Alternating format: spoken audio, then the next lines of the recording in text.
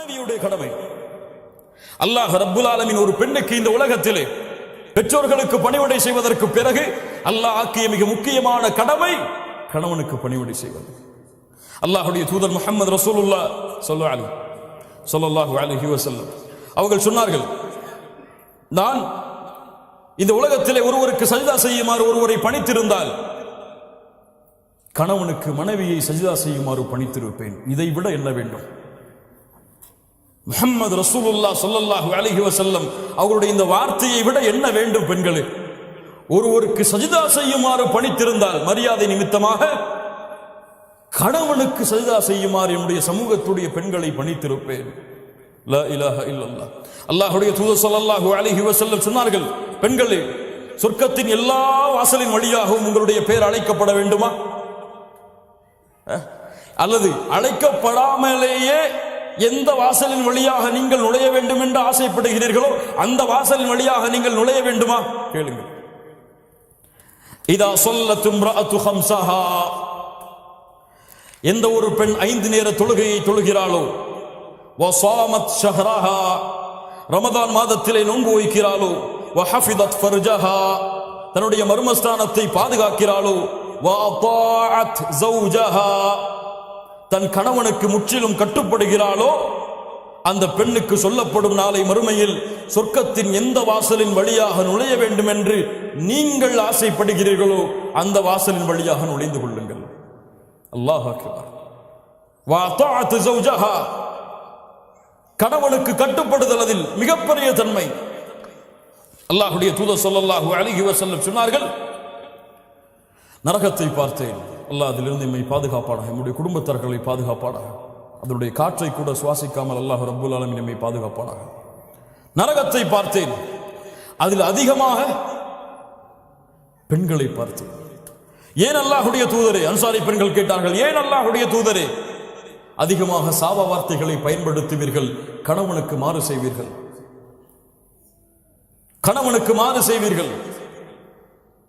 அல்லாஹ்விற்கு இணை வைத்த காரணத்தால் அல்ல, கொடிய குற்றங்களை செய்த காரணத்தால் அல்ல, கணவனுக்கு மாறு செய்தால் நரகம்.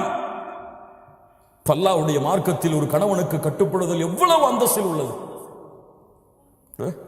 எவ்வளவு அந்தஸ்தில் உள்ளது. அல்லாஹ் ரப்புல் ஆலமீன் நம்மை பாதுகாப்பானாக. அதுபோன்று கணவன் மனைவியுடைய கடமைகள், கணவனை முதலாவதாக அறிதல். கணவனுக்கு எது பிடிக்கும், எது பிடிக்காது, எதை என் கணவன் விரும்புவான், எதை விரும்ப மாட்டான், எது அவனுக்கு சந்தோஷம், எது அவனுக்கு கவலை, எதை பேசினால் எந்த நேரத்திலே பேசினால் திருப்தி அடைவான், எதை பேசினால் கோபப்படுவான் என்ற எல்லா கல்வியையும் அறிந்தால்தான் அந்த கணவனோடு உங்களால் வாழ முடியும். ஏனால் பெண்ணுடைய குணம் இயற்கையிலே பலகீனமானது, இயற்கையிலேயே பலகீனமானது. தன்னுடைய விருப்பப்படிதான் எல்லாம் நடக்க வேண்டும் என்று ஒரு பெண் விரும்புவாள். இல்ல மாஷா அல்லாஹ், அது அவருடைய இயற்கையான குணம்.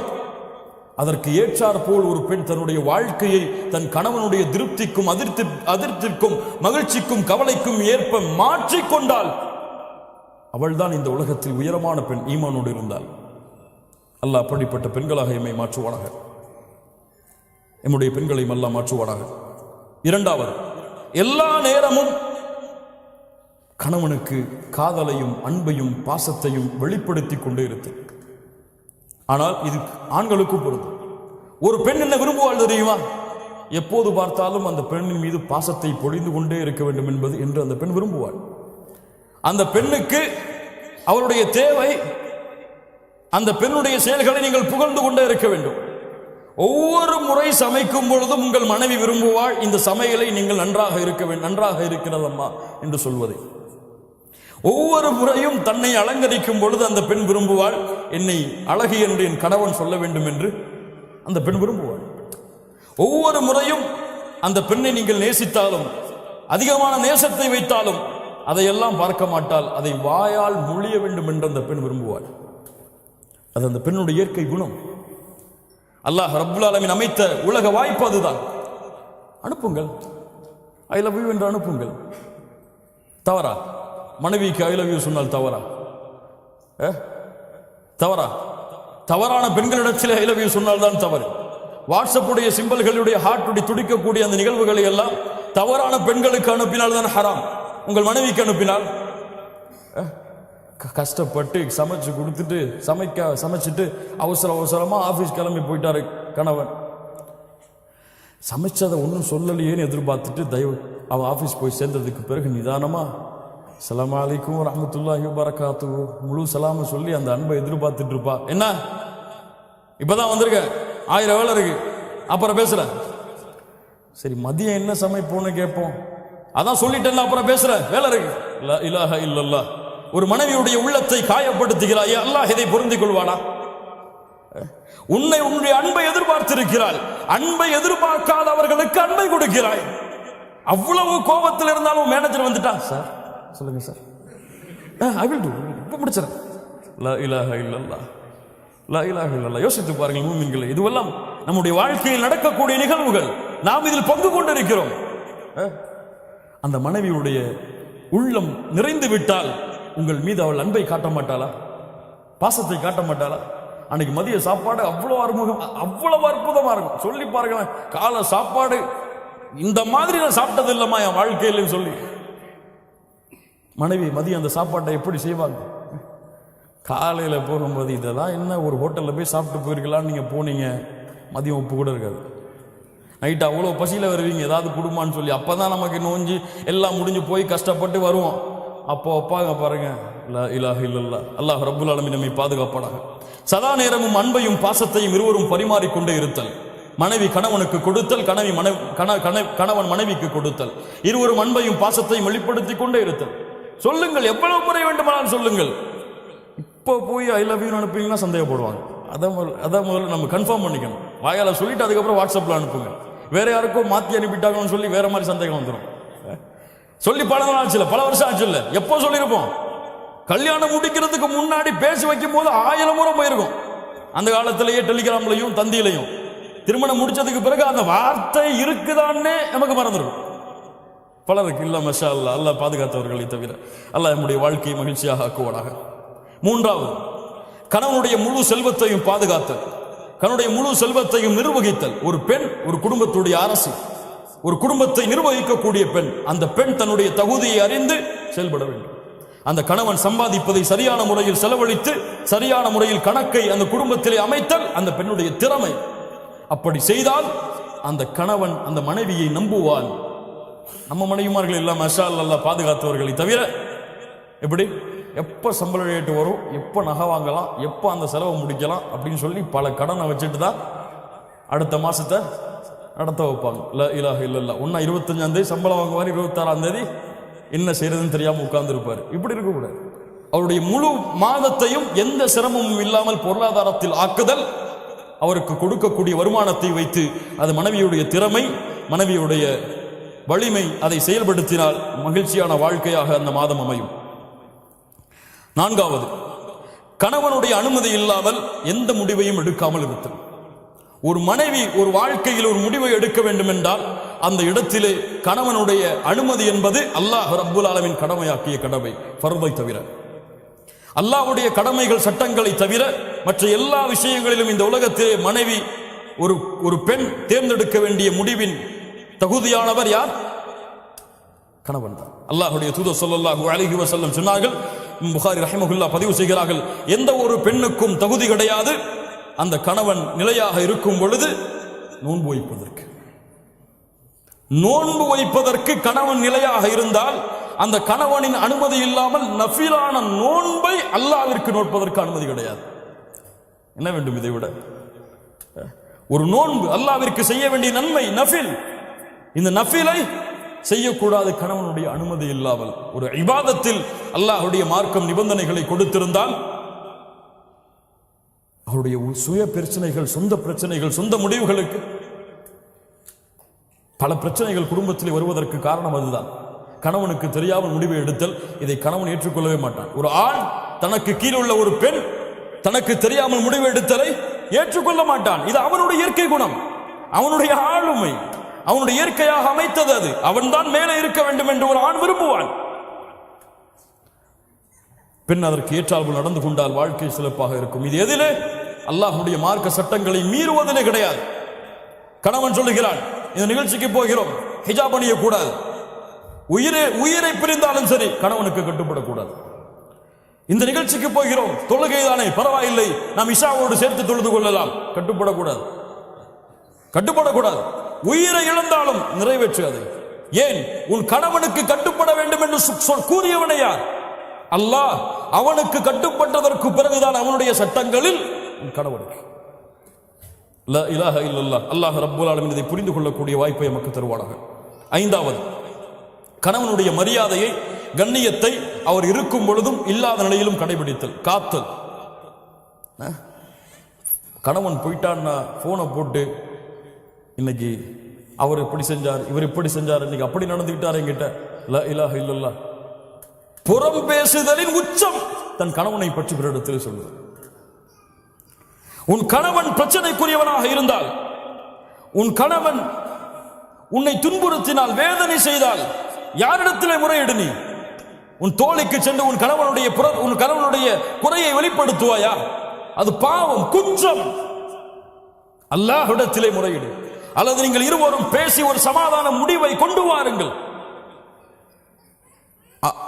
அல்லாஹ் ரப்புல் ஆலமீன் அதை தெளிவை கொடுப்பான். ஏன்?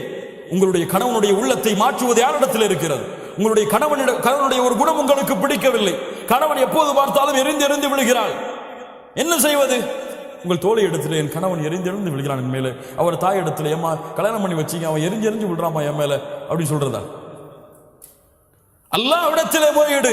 அல்லாஹ்வுடைய இரண்டு விரல்களுக்கிடையே உள்ளங்கள் இருக்கிறது, அவன் நாடியவாறு மாற்றி அமைப்பான். அநீதம் இழைக்கப்பட்டால் அந்த அநீதம் செய்தவர்களுடைய பிரார்த்தனை அல்லாஹ் அங்கீகரிப்பான். உன் கணவன் உனக்கு அநீதம் இழைத்தால், உங்களுக்கு அநீதம் அழைத்தால், அல்லாஹ்விடத்திலே அந்த அநீதத்தை நீதமாக மாற்ற பிரார்த்தனை செய்யுங்கள், அல்லாஹ் மாற்றுவார். ஆறாவது, என்ன இருந்தாலும், என்ன பிரச்சனை வந்தாலும், என்ன மனதுக்கு விருப்பம் இல்லாததாக இருந்தாலும் நேரடியாக அந்த கணவனிடத்திலே திறந்த மாதிரி பேசிவிடுதல், ஓப்பனா சொல்லிடுறது. இதாங்க பிரச்சனை, இதான் நமக்குள்ள சண்டை வர்றதுக்கு காரணம், இதை நம்ம திருத்திக்கிட்டா நம்ம வாழ்க்கை சிறந்ததா இருக்கும். மறைச்சு மறைச்சு மறைச்சு மறைச்சு மறைச்சு வெளிப்படையில வந்தா முகத்தை புன்சிரிப்பு வச்சுக்கிட்டு உள்ளத்துல வந்துட்டானே அப்படின்னு நினைச்சு கொண்டு உங்களுடைய வாழ்க்கையை ஓட்டுனீங்க, உங்களுடைய வாழ்க்கை மகிழ்ச்சியான வாழ்க்கையாக இருக்காது. மகிழ்ச்சி என்பது உள்ளம் சம்பந்தப்பட்டது. உங்களுடைய நாவும் முகமும் மகிழ்ச்சியாக இருந்தால் அது மகிழ்ச்சி கிடையாது. அல்லாஹ் ரப்புல் ஆலமீன் அதனால் தான் சொல்லுகிறான் சூரா நிசாவுடைய 128வது வசனம், பெண்களே, உங்களுடைய கணவன் உங்கள் மீது அநீதம் இழைப்பதை நீங்கள் பயந்தால், உங்கள் கணவன் உங்கள் மீது அதிர்ச்சி கொள்வதை நீங்கள் பயந்தால், நீங்கள் இருவரும் சமாதானமாக மாறுங்கள். வஸ்ஸுல்ஹு கைர், நீங்கள் சமாதானம் அடைவதுதான் சிறந்தது. அல்லாஹ் சொல்கிறார், இருவரும் பேசி சமாதானம் அடைவதுதான் சிறந்தது. அதனால் பிரச்சனை என்று வந்தால் உடனடியாக நாளைக்கு பேசிப்போம், நாளை கழிச்சு பேசிப்போம், அடுத்த நாள் பேசிப்போம். எங்க இந்த குணம் உங்களுக்கு மாத்திக்கிட்டீங்கன்னா ரொம்ப நல்லா இருக்கும், நம்ம ரெண்டு பேருக்கு இடையில சண்டை ஏற்படுத்துறது இந்த குணம் தான், இதை மாத்திக்கொள்ளுங்க, அல்லாஹ் உங்களுக்கு அருள் செய்வோம். அவ்வளவுதான். அல்லாஹ் ரப்புல் ஆலமீன் அவனுடைய அருளால் அந்த குணத்தை அல்லாஹ் ரப்புல் ஆலமீன் மாற்றுவான். ஏழாவது,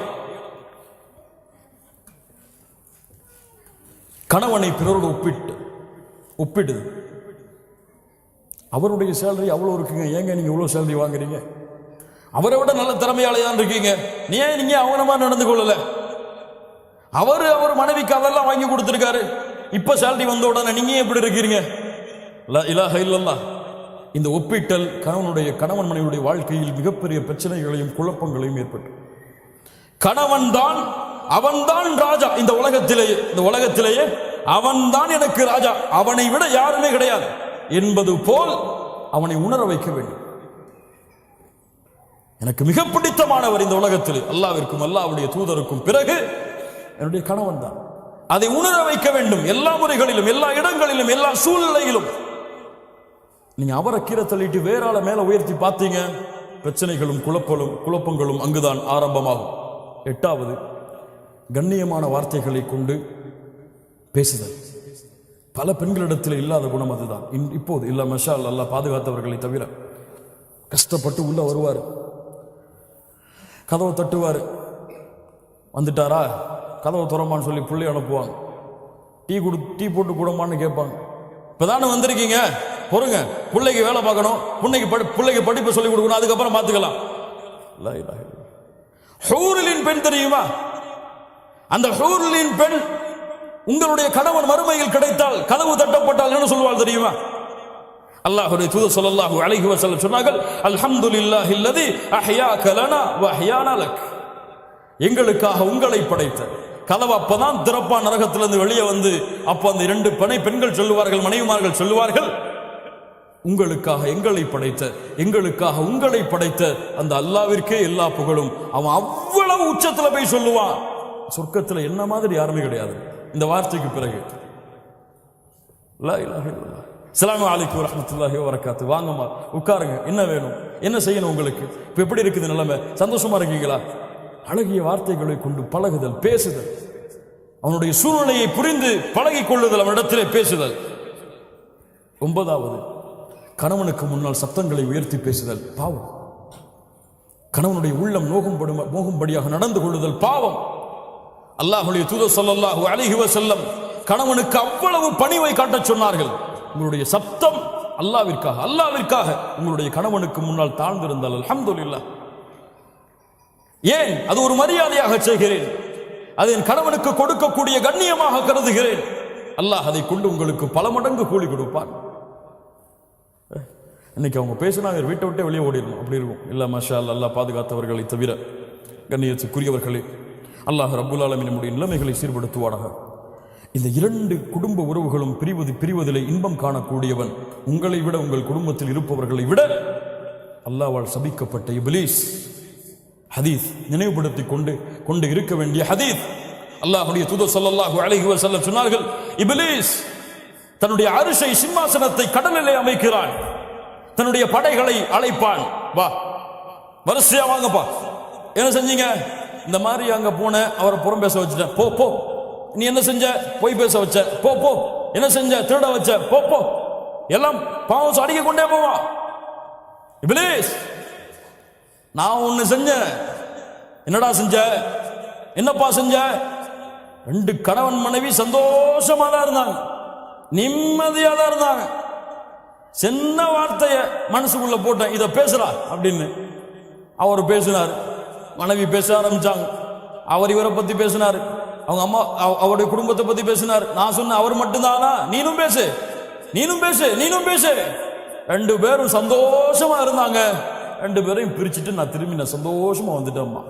சைத்தான் இறங்கி, வாடா வாடா வாடா, உன்னைத்தான் எதிர்பார்த்துட்டு இருந்தேன் சொல்லி, நீதான் நிஅம, நீதான் சிறந்தவன், உயர்ந்தவன் என்று அணைத்துக் கொள்வான். வேறு சில ஹதீஸ்களில் தனக்கு பக்கத்திலே அமர வைத்துக் கொள்வான். இப்லீஸ் உங்களுக்கிடையே நடக்கக்கூடிய சண்டையில் மகிழ்ச்சி அடைகிறான். ஏதாவது சண்டை வருதா, வந்துட்டான்டா இப்லீஸ், அஊது பில்லாஹி மினஷ் ஷைத்தானிர் ரஜீம். உள்ள போறீங்களா? பிஸ்மில்லாஹ். அல்லாஹ்வுடைய தூதர் ஸல்லல்லாஹு அலைஹி வஸல்லம் சொன்னார்கள், உங்கள் வீடுகளிலே நீங்கள் நுழையும் பொழுது பிஸ்மில்லாஹ் என்று கூறி நுழைந்தால், அல்லாஹ்வுடைய பெயர் கூறி நுழைந்தால், ஷைத்தான் சொல்லுவான், இன்னைக்கு நமக்கு இங்க தங்குமிடம் கிடையாதுப்பா, வேற வீட்டை பார்த்து போகணும்.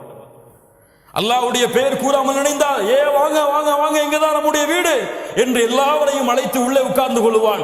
அல்லாஹ்வுடைய பெயர் கூறாமல் சாப்பிட்டால் அன்றைய இரவு உணவும் அவனுக்கு அங்கேதான். ஷைத்தான் உங்க 2 பேருக்கு மத்தியில இருந்தா சும்மா இருப்பானா? என்ன செய்வான்? ஷைத்தான வீட்டுக்கு வெளியிலேயே பிஸ்மில்லான்னு சொல்லி அனுப்பிட்டீங்கன்னா